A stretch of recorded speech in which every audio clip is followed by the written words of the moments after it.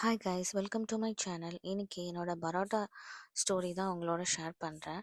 அதுக்கு நான் என்ன பண்ணேன்னா, மைதா மாவு எடுத்துட்டு அதில் கொஞ்சம் பட்டர் ஆட் பண்ணிவிட்டு கொஞ்சம் சால்ட் ஆட் பண்ணேன், அப்புறம் கொஞ்சம் தண்ணி ஆட் பண்ணேன், அப்புறம் திரும்ப கொஞ்சம் பால் ஆட் பண்ணேன், அப்புறம் கொஞ்சம் ஆயில் ஆட் பண்ணிவிட்டு அப்புறம் அதை நல்லா குட்டி குட்டி பால்ஸாக எடுத்து வச்சுக்கிட்டேன்.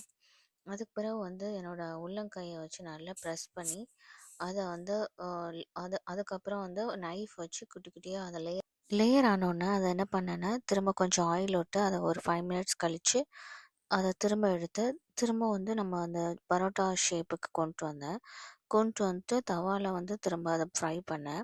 எல்லாமே கரெக்டாக பண்ண மாதிரி இருந்துச்சு. ஆனால் அவுட்புட் மட்டும் நம்ம கடையில் வாங்குகிற பரோட்டா ஷேப்பில் இல்லை. என்ன மிஸ்டேக் பண்ணேன்னு தெரியல. ஆனால் டேஸ்ட் நல்லா இருந்துச்சு. கொஞ்சம் சால்ட் மட்டும் கம்மியாக இருந்துச்சு.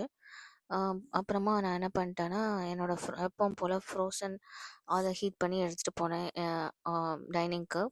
ஏன்னா ஒரு வேளை பிடிக்கலன்னு சொல்லிட்டு என்ன பண்ணுறதுன்னு சொல்லிட்டு என்னோட சேஃபர் சைடுக்கு எடுத்துகிட்டு.